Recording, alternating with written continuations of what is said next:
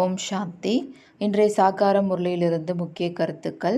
இன்றைய முரளியின் தேதி 3/7/2024.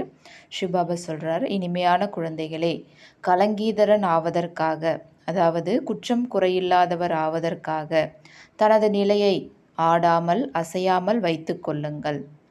எவ்வளவு உங்கள் மீது கலங்கத்தை ஏற்படுத்துகின்றனரோ அந்த அளவிற்கு நீங்கள் கலங்கீதரன் ஆகிறீர்கள். யாராவது உங்கள் மேலே பழி சுமத்தினாலும் இல்லை நிந்தனை செஞ்சாலும் அதை நீங்கள் இப்போ பொறுத்துக்கிட்டீங்க அப்படின்னா அப்போ நீங்கள் தான் உயர்ந்த மகிமைக்கும் பூஜைக்கும் உரியவராக ஆகிறீங்க. அதுக்காக வேண்டி தான் இதெல்லாம் வருது அப்படின்றார். பாபா கேள்வி கேட்குறாங்க, பாபாவின் கட்டளை என்ன? பாபாவின் இதய சிம்மாசனத்தில் அமருபவர்கள் எந்த முக்கியமான கட்டளையை கடைபிடிக்கிறார்கள்? பாபா பதில் சொல்கிறாங்க, இனிமையான குழந்தைகளே, நீங்கள் யாருடனும் சண்டை போடக்கூடாது, அமைதியாக இருக்க வேண்டும். இது பாபாவின் கட்டளையாகும். ஒருவேளை உங்களுடைய விஷயம் யாருக்காவது நன்றாக இல்லை என்றால் அமைதியாக இருங்கள். ஒருவருக்கொருவர் துன்புறுத்தாதீர்கள், அதாவது துக்கம் கொடுக்காதீங்கன்றார். உள்ளுக்குள் எந்த பூதமும் இல்லாமல் இருந்தால்தான் பாப் தாதாவின் இதய சிம்மாசனத்தில் அமர முடியும். வாயிலிருந்து எந்த ஒரு கடுமையான வார்த்தையும் வரக்கூடாது. இனிமையாக பேசுவதை வாழ்க்கையில் கடைபிடிக்க வேண்டும். ஓம் சாந்தி. பகவான் வாக்கு, ஆத்ம அபிமானி ஆகுக. இதை முதலில் நிச்சயம் கூற வேண்டும். இது குழந்தைகளுக்கான எச்சரிக்கையாகும். அதாவது முதல்ல வகுப்புக்கு வந்த உடனே ஆத்ம உணர்வுடையவராக ஆகி அமருங்க அப்படின்னு பாபா சொல்கிறாங்க. நான் குழந்தைகளே என்று கூறும் பொழுது ஆத்மாக்களை பார்க்கிறேன். இந்த உடல் பழைய செருப்பாகும். இது சதோ பிரதானம் ஆக முடியாது என பாபா கூறுகின்றார். சதோ பிரதானமான உடல் சத்யுகத்தில் தான் கிடைக்கும், அதாவது தூய்மையான சரீரம். இப்போ உங்களுடைய ஆத்மா சதோ பிரதானமாக மாறிக்கிட்டு இருக்கு. உடல் அதே பழைய சரீரம்தான். இப்பொழுது நீங்கள் ஆத்மாவை சீர்படுத்தி கொள்ள வேண்டும், அதாவது தூய்மையாக மாற்றணும் அப்படின்றார். ஆத்மாவை தூய்மைப்படுத்தணும் அப்படின்னா அதுக்கு ஒரு தந்தையை தான் நினைக்கணும். தந்தை ஆத்மாவை தான் பார்க்குறார். அப்படி ஆத்மாவை பார்க்குறாரு அப்படின்னும் பொழுது ஆத்மா அதனால் ஒன்றும் தூய்மை ஆகிடாது. ஆத்மாவாகிய நாம் நம்மளை எவ்வளோ ஆத்மானு உணர்ந்து தந்தையை நினைக்கிறோமோ அந்த அளவுக்கு தான் நம்ம தூய்மையாக முடியும். இது உங்களுடைய வேலை அப்படின்ட்டார் பாபா. பாபாவை நினைத்து சதோ பிரதானம் ஆக வேண்டும். பாபா வழிகாட்டுவதற்காக வந்திருக்கின்றார். இந்த உடல் கடைசி வரை பழையதாகவே இருக்கும். இது வெறும் கர்மேந்திரியங்கள் தான். இதனுடன் ஆத்மாவிற்கு தொடர்பு இருக்கின்றது. ஆத்மா இந்த கர்மேந்திரியங்கள் மூலமாகத்தான் எல்லா காரியங்களும் செய்யுது. கடைசி வரைக்கும் இந்த உடலில் தான் இருக்க முடியும், வேலைகள் செய்தாகணும். ஆனால் நாம் முயற்சியில் ஆத்மீக பாதையில் கவனம் கொடுக்கணும். ஆத்மா ரோஜா மலர் போல மாறும் பொழுது நல்ல கடமைகளை செய்கிறது. சத்தியுகத்தை பற்றி பாபா இங்கே சொல்கிறாரு. அங்கே பறவைகள் விலங்குகள் கூட நல்லவைகளாக இருக்கும். இங்கே பறவைகள் மனிதர்களை பார்த்த உடனே பயந்து ஓடிடுது. ஆனால் அங்கே நல்ல பறவைகள் முறைப்படி உங்களுக்கு முன்னாடியும் பின்னாடியும் சுற்றி வரும் அப்படின்றார். அதே போல் பறவைகள்லாம் வீட்டுக்குள்ளார நுழைஞ்சு அசுத்தம் பண்ணிட்டுலாம் போகாது. அந்த மாதிரிலாம் இல்லவே இல்லை அப்படின்றார். அது மிகவும் ஒழுங்குமுறையான உலகமாக இருக்கிறது. இன்னும் செல்ல உங்களுக்கு அனைத்தும் காட்சிகளாக கிடைக்கும். எல்லாமே நீங்கள் சாட்சாத்காரமாக பார்ப்பீங்கன்றார். சொர்க்கத்தின் மகிமை அளவற்றது, பாபாவின் மகிமையும் அளவற்றதே. பாபா கொடுக்கும் சொத்தின் மகிமையும் அளவற்றதே. குழந்தைகளுக்கு எவ்வளவு பெருமிதம் இருக்க வேண்டும். ஏன்னா யாராலுமே தர முடியாது. இந்த சொர்க்கத்தினுடைய ஆஸ்தி சிவ தந்தை மட்டும்தான் தராரு. அவர் தான் ஹையஸ்ட்டு. அவர் கொடுக்கக்கூடிய சொத்து ஹையஸ்ட்டுன்னு ஒன்று. எவ்வளோ இதில் உங்களுக்கு குஷி இருக்கணும், நஷா இருக்கணும் அப்படின்னு கேட்குறார். யார் சேவை செய்கிறார்களோ அவர்களின் நினைவு தானாகவே வருகின்றது. அந்த ஆத்மாக்களை நான் நினைக்கிறேன் என தந்தை கூறுகிறார். ஆத்மாவில் தானே மனம் புத்தி இருக்குது. அப்போ நாம் முதல் தரமான சேவை செய்கிறோமா இல்லை செகண்ட் நம்பர் சேவை செய்கிறோமான்னு நாமளே புரிஞ்சிக்க முடியும் அப்படின்றார். சிலர் மியூசியத்தை உருவாக்குகிறார்கள், பின் குடியரசுத் தலைவர் ஆளுநரிடம் செல்கின்றார்கள். நிச்சயமாக நல்ல விதத்தில் அவங்க புரிய வைப்பாங்க. அனைவருக்குள்ளும் அவரவருக்கென்ற ஒரு குணம் இருக்குது. யாருக்குள்ள நல்ல குணம் இருக்கோ அப்போ அவங்க நல்ல குணமுடைய மனிதர் அப்படின்னு சொல்லப்படுது. சேவை செய்பவர்கள் எப்பொழுதும் இனிமையாக பேசுவார்கள். உலகத்திலே அப்படி சொல்கிறாங்க அப்படின்னா அப்போ பாபா இங்கே நமக்கும் சேவை செய்யும் பொழுது எப்படி இனிமைத்தன்மையோடு இருக்கணும்னு சொல்கிறார். கடுமையாக ஒருபொழுதும் பேசுவது இல்லை. கடுமையாக பேசக்கூடியவர்களுக்குள் பூதம் இருக்கின்றது. அதிலே நம்பர் 1 பூதம் தேக அபிமானம் அப்படின்றார். அதற்கு பிறகுதான் மற்ற பூதங்கள் ஒவ்வொன்றா பிரவேசமாகுது அப்படின்றார். மனிதர்களுக்குள்ளார கெட்ட நடத்தையும் இருக்குது, பாவம். அது அவங்களுடைய குற்றம் இல்லை அப்படின்னு பாபா சொல்கிறார். போன கல்பத்தை போன்றே நீங்கள் முயற்சி செய்ய வேண்டும். தன்னை ஆத்மா என்று உணர்ந்து தந்தையை நினையுங்கள். பிறகு மெல்ல மெல்ல முழு உலகின் கயிறும் உங்கள் கையில் வந்துவிடும். நாடகம் ஒரு சக்கரமாகும். அந்த கிளாக் டயத்தை கரெக்டாக காட்டுது இல்லைங்களா? இன்னும் கொஞ்சம் நேரம் தான் இருக்குது இந்த சங்கம் யுகத்தில். அதே போல் பாபா இந்த உலகத்தில் இருக்கக்கூடிய விஷயங்களை பற்றி சொல்கிறார். இப்போ இங்கே ஒரு நாட்டில் எங்களுக்கு ஏரியா பிரித்து விடுங்க, எங்கள் நாட்டை தனியாக்கி கொடுங்க, ஃப்ரீடம் கொடுங்கன்னு கேட்குறாங்கன்னா அவங்க 2 குரூப்பாக பிரித்து கொடுத்துருவாங்க. ஆனால் இருந்தாலும் அவங்களுக்குள்ளார அந்த சண்டை நடந்துக்கிட்டே தான் இருக்கும்.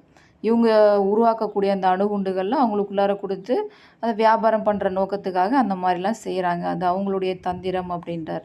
அதே போல் இங்கே கூட பாக பிரிவினை நடக்கும் பொழுது இவருக்கு இந்த நிலம் அதிகமாக போயிடுச்சு, இவர் ஏரியாவில் தண்ணி அதிகமாக போகுது, எனக்கு தண்ணியே கிடைக்கல அப்படின்னு இங்கேயும் தங்களுக்குள்ளார சண்டை போட்டுக்கிறாங்க. இந்த மாதிரி உள்நாட்டு பிரச்சனை கூட இங்கே நடக்குது. உள்ளுக்குள்ளார பல சண்டைகள்லாம் நடக்குது அப்படின்றார். நீங்கள் பாபாவின் குழந்தைகள் ஆகியதும் நீங்களும் நிந்தனை அடைகிறீர்கள். இப்பொழுது நீங்கள் கலங்கீதரன் ஆகிறீர்கள். பாபா திட்டு வாங்குவது போல் நீங்களும் நிந்தனை அடைகிறீங்க. உங்களுக்கும் அந்த மாதிரியான நிந்தனை ஏற்படுது அப்படின்றார். இவர்கள் உலகத்திற்கே அதிபதி ஆகிறார்கள் என பாவம் அவர்களுக்கு தெரியாது.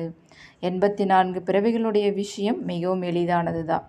நீங்கள் தான் பூஜைக்குரியவர்களாகவும் ஆகிறீங்க, நீங்களே தான் பிறகு பூஜாரியாகவும் மாறுறீங்க. ஒரு சிலருக்கு நல்ல விஷயங்களை புரிய வைத்தாலும் அவர்கள் அசாந்தி அடைகிறார்கள். ஆகையால் அதை விட்டுடுங்க அப்படின்றார். மகாரதிகளுடன் மாயாவும் மகாரதியாகி சண்டையிடுகிறது. ஏன்னா மாயா கூட நாளுக்கு நாள் ரொம்ப டஃப்பாகி வேறு வேறு ரூபத்தில் வந்துக்கிட்டே இருக்கும். மாயாவினுடைய புயல் வரும் தான். அப்படி வரதுனால தான் நம்ம பாபாவை நினைவு செய்கிறோம். அப்புறம் அதுவே பயிற்சி ஆகிடுது அப்படின்றார். நீங்கள் ஒரேடியாக ஆடாமல் அசையாமல் ஆயிடுவீங்க. மாயா வரும் தான், அது வந்தாலும் நீங்கள் பயப்படக்கூடாது அப்படின்றார் பாபா. கலங்கீதரன் ஆகுபவர்கள் மீது கலங்கம் ஏற்படுது, இதில் நீங்கள் கோபம் படக்கூடாது அப்படின்றார். ஃபஸ்ட்டு பாபா நடந்த விஷயத்த சொல்கிறார். ஓம் மண்டலி மீது எவ்வளோ நியூஸ் பேப்பர்லாம் பேட் நியூஸ்லாம் போட்டாங்க. அதெல்லாம் தூய்மைக்கு எதிரான நடந்த விஷயங்கள். அதனால் இருந்தாலும் அதில் நம்ம பயப்படக்கூடாது அப்படின்றார். இப்பொழுது குழந்தைகள் பாபாவின் மகிமையை முதலில் கூறுகிறார்கள். நீங்கள் ஆத்மா என்று எல்லையற்ற தந்தை கூறுகின்றார். இந்த ஞானத்தை ஒரு பாபாவை தவிர வேறு யாரும் கொடுக்க முடியாது. படைப்பவர் மற்றும் படைப்பின் ஞானமே படிப்பாகும். இதன் மூலம் நீங்கள் சுயதர்ஷ்ண சக்கரதாரி ஆகி சக்கரவர்த்தி ராஜா ஆகிறீர்கள். இந்த விஸ்வத்துக்கே மகாராஜாவாக ஆகிறீங்க. அலங்காரம் உங்களுடையது தான். ஆனால் பிராமணர்களாகிய நீங்கள் முயற்சியாளர்களே. நீங்கள் இன்னும் முழுமை அடையலை. ஆகையால் இந்த சங்கு, சக்கரம், கதாயுரம், தாமரை மலர்லாம் உங்களுக்கு கொடுக்க முடியாது. அந்த அலங்காரத்தை விஷ்ணுவுக்கு கொடுத்துட்டாங்க அப்படின்றார். ஆத்மா என்றால் என்ன, பரமாத்மா என்றால் என்ன, ஆத்மா எங்கிருந்து வந்தது, எப்படி போகிறது என்று இதை யாரும் கூற முடியாது. ஆத்மா தந்தையின் நினைவில் அமர்ந்து தேகத்தை விடும் என இப்பொழுது நீங்கள் புரிந்து கொள்கிறீர்கள். பாபா கிட்ட நம்ம குஷியோடு போகணும், அவ்வளோதான். எப்படி பாம்பு அந்த பழைய தோலை விட்டுட்டு புதுசு எடுத்துக்குது, அதே போல் நாமும் இந்த பழைய உடலை குஷியோடு விட்டுட்டு போய் புது சரீரத்தை எடுக்க போகிறோம், அவ்வளோதான் அப்படின்றார். அதே போல் பாபா இன்னொரு உதாரணமும் கொடுக்குறார். எப்படி குளவி புழுக்களை கொண்டு கொத்தி கொத்தி மாற்றி தன்னை போல் மாற்றுதோ அதே போல் நீங்களும் மனிதன்ற புழுவிலிருந்து உங்களை தேவதையாக மாற்றணும் அப்படின்றார். நடைமுறையில் செய்யணும் அப்படின்றார். இப்போ குழந்தைகளாகிய நீங்கள் வீட்டுக்கு திரும்பி போகணும். நீங்கள் தந்தையிடமிருந்து ஆஸ்தியை அடைந்து கொண்டிருக்கின்றீர்கள் என உள்ளுக்குள் குஷி இருக்க வேண்டும். ஏன்னா பாபா கிட்டேருந்து இப்போ நாம் தான் ஆஸ்தி அடைகிறோம். வேறு யாருக்கும் அந்த ஆஸ்தியினுடைய விஷயத்தை பற்றி தெரியாதனால நீங்கள் குஷியோடு இருக்கணும் அப்படின்றார். மற்றவர்களுக்கெல்லாம் முக்தி தான் கிடைக்கும், அவங்க சாந்தி தாமம் தான் போவாங்க.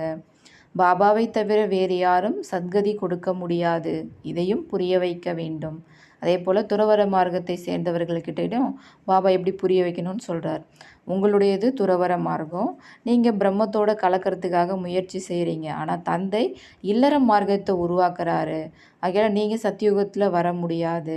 அதே போல் இறை தந்தை கொடுக்கக்கூடிய இந்த ஞானத்தையும் நீங்கள் யாருக்கும் புரிய வைக்க முடியாது. ஏன்னா அவங்களுக்கு தெரிஞ்சால் தானே அந்த விஷயத்தை அவங்க மற்றவங்களுக்கு சொல்ல முடியும். இதெல்லாம் ரொம்ப ஆழமான விஷயம் அப்படின்றார். முதலில் யாருக்காவது வேண்டுமானால் அப்பா மற்றும் அவர் தரும் ஆஸ்தியை கற்பிக்க வேண்டும். உங்களுக்கு 2 அப்பா இருக்காங்க. அதாவது ஒன்று எல்லைக்குட்பட்ட இந்த உடலுக்கான தந்தை, இன்னொன்று எல்லைக்கு அப்பாற்பட்ட ஆன்மீக தந்தை, ஆத்மாவுக்கானவர் சிவத்தந்தை. அப்படின்னு 2 தந்தைகள் இருக்காங்கன்னு சொல்கிறார். சத்யுகத்தில் அளவற்ற சுகம் கிடைக்கின்றது. அங்கே பிறவி கூட வெண்ணெயை போன்று இருக்கின்றது. அங்கே எந்த துக்கமும் கஷ்டமும் இருக்காது. பெயரே சொர்க்கமாகும். குழந்தை பிறக்கும் பொழுது சிரிச்சுக்கிட்டு தான் பிறக்கும். இங்கே மாதிரி அங்கெல்லாம் அழகவே மாட்டாங்க. எல்லையற்ற தந்தை எல்லையற்ற ராஜ்ய பதவியை சொத்தாக கொடுக்கின்றார். முதலில் சுகம், பிறகு துக்கம். ஃபஸ்ட்டு துக்கம் பிறகு சுகம் அப்படின்லாம் சொல்ல மாட்டாங்க. அது தவறு இல்லைங்களா? ஃபஸ்ட்டு சுகம், அதுக்கப்புறம் தான் துக்கம். முதல்ல அதே போல் இந்த உலகம் புதுசாக இருந்தது. பாபா புதிய உலகத்தை தான் ஸ்தாபனை பண்ணுறார். பிறகு தான் அதே உலகம் பழையதாக மாறுது. ஃபஸ்ட்டு எடுத்தோடனே பழைய உலகம் உருவாகாது. பழைய கட்டடத்தை யாராவது கட்டுவாங்களா என்ன அப்படின்னு கேட்குறாரு. அதே போல் இப்போ அது புது உலகமாக இருக்கும் பொழுது அங்கே அந்த ராவணன் எப்படி இருக்க முடியும்? இந்த 5 விகாரங்கள் யாருக்குள்ளாரையும் இருக்காது. அப்போ எல்லாருமே சுகமாக தானே இருப்பாங்க. அதான் சுகமயமான உலகம், சொர்க்கம் அப்படின்னு சொல்லப்படுது. இங்கே பாருங்கள் எவ்வளோ அளவற்ற துக்கம் இருக்குது. இதனுடைய பெயரே துக்க உலகம். இதனை சுகமான உலகம்னு யாருமே சொல்ல முடியாது. சுகமான உலகத்தில் ஸ்ரீ கிருஷ்ணர் இருக்கிறாரு. ஸ்ரீ கிருஷ்ணரின் கோவிலையும் கூட சுகதாமம் என்கிறார்கள். அவர் சுகமான உலகத்திற்கு அதிபதியாக இருந்தார். அவருடைய பூஜை இப்பொழுதும் கோவில்களில் நடக்கிறது. இப்போ இந்த பிரம்மா பாபா கூட லக்ஷ்மி நாராயணன் கோவிலுக்கு போனார் அப்படின்னா, ஆக நாம தான் இந்த மாதிரி மாறுறோம் அப்படின்னு சொல்லுவார். இப்போ பூஜை செய்யறது கிடையாது. ஆனால் இவர் தான் முன்னாடி இந்த நாராயணருடைய நம்பர் 1 பக்தராக இருந்தார். இப்போ அவர் நாம தான் இந்த மாதிரி மாறுறோம் அப்படின்னு தெரிஞ்சுக்கிட்டாரு. நாமோ சூரியவம்சியாக மாறுகிறோம். அவர்கள் அனைவரையும் பகவான் என்று கூறுகிறார்கள். எவ்வளோ இருள் இருக்கிறது அப்படின்றார் பாபா. பகவான் அப்படின்ற ஒரு ஆல்மைட்டி அத்தாரிட்டி ஷிவ் பகவான் மட்டும்தான். மீதி இந்த உலகத்தில் மனிதர்கள் உயர்ந்த நிலையில் இருக்கும் பொழுது அவங்கள நம்ம தேவதைகள்னு சொல்கிறோம். அவங்க கடவுளுக்கு அடுத்தபடி தான். அவங்கள நம்ம கடவுள்னு சொல்ல முடியாது. கடவுள்ன்றவர் ஒருத்தர் தான். இதுதான் பாபா இருள் அப்படின்றார். போன கல்பத்தை போலவே நேரம் ஆகிறது. சீக்கிரமாக எதுவும் செய்ய முடியாது அப்படின்றார். கொஞ்சம் கொஞ்சமாக தான் மாறும், டைம் எடுக்குது அப்படின்றார். இப்பொழுது உங்களுடைய இப்பிறவியானது வைரம் போன்றதாகும். தேவதைகளின் பிறவியை வைரம் போன்றது என சொல்ல முடியாது. ஏன்னா அங்கே ஈஸ்வரன் தந்தை கிடையாது. இதுதான் ஈஸ்வரிய குடும்பம். அது தெய்வீக குடும்பம் அப்படின்னு சொல்லப்படுது. எவ்வளவு புதிய புதிய விஷயங்கள். மாவில் சிறிதளவு உப்பு போடுவது போன்று கீதையில் உண்மை இருக்கிறது. கிருஷ்ணரின் பெயரை போட்டு எவ்வளவு தவறு செய்து விட்டனர். கொஞ்சம் கொஞ்சம் விஷயங்கள் இருக்குது. ஆனால் அதை சொன்னது கிருஷ்ண பகவான் அப்படின்னு சொல்லிட்டாங்க. அதனால் அது தவறாயிடுச்சு அப்படின்றார் அப்பா. நீங்கள் தேவதைகளை தேவதை என்கிறீர்கள். பிறகு கிருஷ்ணரை பகவான் என ஏன் கூறுகிறீர்கள்? ஏன்னா அவர் தேகமுடையவர், தேகதாரி தான். அவர் எப்படி பகவான் சொல்ல முடியும்? அவர் தேவதை தான். விஷ்ணு யார் என்பதை இப்பொழுது நீங்கள் புரிந்து கொள்கிறீர்கள். மனிதர்கள் ஞானம் இல்லாமல் பூஜை செய்து கொண்டிருக்கிறார்கள். சொர்க்கத்தில் இருந்துவிட்டு சென்றவர்கள் பழமையான தேவி தேவதைகள். அனைவரும் சதோரஜோ தமோவில் வந்தே ஆகணும் அப்படின்றார். இந்த சமயம் எல்லாருமே தமோ பிரதானமாக இருக்காங்க. குழந்தைகளுக்கு நிறைய கருத்துக்களை பாபா புரிய வைக்கிறாரு. நீங்கள் கூட பேட்ச் மூலமாக புரிய வைக்கலாம் அப்படின்றார் பாபா. அப்பா மற்றும் கற்றுத்தரக்கூடிய டீச்சரை நினைக்க வேண்டும். ஆனால் மாயாவின் போராட்டம் எவ்வளவு நடந்து கொண்டிருக்கிறது. பாபா டெய்லி நல்ல நல்ல கருத்துக்கள் சொல்லிகிட்டே இருக்காரு. இப்போ நீங்கள் கேட்கல அப்படின்னா மற்றவங்களுக்கு எப்படி சொல்ல முடியும்? ஆகையால் நீங்கள் தினமும் முரளியை படிக்கணும், இங்கே கேட்கணும் அப்படின்றார். பெரும்பாலும் பெரிய மகாரதிகள் வெளியே செல்லும் பொழுது முரளியை தவற விடுகிறார்கள். பிறகு அவங்க அமர்ந்தும் படிக்கிறது இல்லை அப்படின்றார். ஒன்று முரளி கேட்கணும், இல்லை அவங்க செல்ஃப் ஸ்டடி பண்ணணும் கண்டிப்பாக அப்படின்றார். எவ்வளோ ஆழமான விஷயங்களை பாபா சொல்கிறாரு. அதை கேட்டு கடைப்பிடிக்கணும். இப்போ நமக்குள்ளர போகலை அப்படின்னா இப்போ அந்த குறைகள் பலகீனம் அப்படியே இருக்கும் அப்படின்றார். நிறைய குழந்தைகள் நன்கு சிந்தித்து நல்ல நல்ல கருத்துக்களை கூறுகிறார்கள்.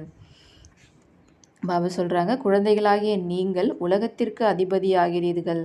பாபா எவ்வளவு உயர்ந்தவராக உங்களை மாற்றுகிறார். முழு உலகத்தின் கயிறும் உங்கள் கையில் வரப்போகிறது என்ற பாடல் கூட இருக்கிறது. முழு உலகத்தினுடைய கயிறு அப்படின்னா அந்த முழு உலகத்துக்கும் நீங்கள் தான் ராஜ்யம் செய்யக்கூடிய அதிகாரியாக ஆக போகிறீங்க. அப்போ எல்லாமே உங்களுடைய கண்ட்ரோலில் வந்துடும். அந்த ராஜ்யத்தை உங்ககிட்ட இருந்து வேறு யாராலையுமே பறிக்க முடியாது என்றார். இந்த லக்ஷ்மி நாராயணன் உலகத்திற்கே அதிபதியாக இருந்தனர் அல்லவா? அவர்களை கற்க வைக்கக்கூடியவர் நிச்சயமாக தந்தைதான். இதையும் நீங்கள் புரிய வைக்க முடியும். அவங்க எப்படி இந்த ராஜ்ய பதவியை அடைஞ்சாங்க அப்படின்ட்டு நீங்கள் மற்றவங்களுக்கு சொல்லி புரிய வைக்க முடியுன்றார். ஈஸ்வரன் சர்வவியாபி இல்லை என்பதை நீங்கள் புரிய வைக்கலாம். இப்போ எல்லாருக்குள்ளாரையும் இருக்கக்கூடியது இந்த 5 பூதங்கள் தான். அதுதான் சர்வவியாபியாக இருக்குது. 5 பூதங்கள்னால் இந்த 5 விகாரங்கள் தான். மாயை தான் எல்லாருக்குள்ளாரையும் இருக்குது. ஈஸ்வரன் சர்வவியாபின்னு நீங்கள் சொல்கிறது தவறு. அவர் எப்படி சர்வவியாபியாக இருக்க முடியும்? அவர் எல்லையற்ற ஆஸ்தியை கொடுக்கறதுக்காக இப்போ தான் வராரு. இந்த கலியுகத்தினுடைய கடைசியில் வந்து முட்களாகிய நம்மை மலர்கள் போல தெய்வீக குணம் கொண்ட தேவதைகளாக மாற்றுறாரு. அதில் குழந்தைகளாகி நீங்கள் புரிய வைப்பதற்காக பயிற்சி செய்யணும் அப்படின்றார். நல்லது. இனிமையிலும் இனிமையான காணாமல் போய் கண்டெடுக்கப்பட்ட செல்லமான குழந்தைகளுக்கு தாயும் தந்தையும் ஆகிய பாப் தாதாவின் அன்பு நினைவுகள் மற்றும் காலை வணக்கம். ஆன்மீக குழந்தைகளுக்கு ஆன்மீக தந்தையின் நமஸ்காரம். ஆன்மீக தந்தைக்கு ஆன்மீக குழந்தையின் நமஸ்காரம். தாரணைக்கான முக்கிய சாரம். முதல் பாயிண்ட், யாராவது அசாந்தியை பரப்புகிறார்கள் அல்லது துன்புறுத்துகிறார்கள் என்றால் நீங்கள் அமைதியாக இருக்க வேண்டும். ஒருவேளை புரிய வைத்தும் தன்னை மாற்றிக்கொள்ளவில்லை என்றால் இவர்களுடைய அதிர்ஷ்டம் இவ்வளவுதான் என்று கூறப்படும். ஏனென்றால் ராஜ்யம் உருவாகி கொண்டிருக்கிறது. 2வது பாயிண்ட், நன்கு சிந்தித்து ஞானத்தின் புது புது கருத்துக்களை கண்டுபிடித்து சேவை செய்ய வேண்டும். பாபா தினந்தோறும் முரளியில் ஆழமான விஷயங்களை கூறுகின்றார். அதை ஒருபோதும் தவறவிடக்கூடாது. பாபா வரதானம் தராங்க. பவித்ரத்தாவின் ஆதி அனாதி விசேஷமான குணத்தின் ரூபத்தை சகஜமாக தன்னுடையதாக்கும் பூஜ்ய ஆத்மா ஆகுக. அதாவது தூய்மையினுடைய அந்த சம்ஸ்காரத்தை ஆதி அனாதியான அந்த விசேஷமான குணத்தை சகஜமாகவே தன்னுடையதாக ஆக்கக்கூடிய பூஜைக்குரிய ஆத்மா ஆகுங்க அப்படின்றார் பாபா. பூஜைக்குரியவர் ஆவதற்கான விசேஷ ஆதாரம் தூய்மையாகும். எந்தளவு அனைத்து விதமான தூய்மையையும் தன்னுடையதாக்கிக் கொள்ளும் பொழுது அனைத்து விதத்திலும் பூஜைக்குரியவராக முடியும். யார் விதிபூர்வமாக அனாதி ஆதி விசேஷ குணத்தின் ரூபத்தில் தூய்மையை தன்னுடையதாக்கிக் கொள்கின்றனரோ அவர்கள் விதிபூர்வமாக பூஜைக்குரியவர் ஆகின்றனர். அவர்கள் ஞானி மற்றும் அஞ்ஞானி ஆத்மாக்களின் தொடர்பில் வந்தாலும் தூய்மையான உள்ளுணர்வு, பார்வை, எண்ணத்தின் அலைகளிலிருந்து யதார்த்தமாக தொடர்பு உறவுகளை பராமரிப்பார்கள். கனவில் கூட அவர்களின் தூய்மையை இழக்க மாட்டார்கள். அவர்கள்தான் விதிபூர்வமாக பூஜைக்குரியவர் ஆவார்கள்.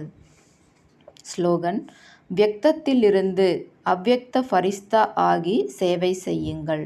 அப்பொழுது விஸ்வ நன்மைக்கான காரியம் தீவிரமான முறையில் நிறைவாகும். அச்சா. ஓம் சாந்தி.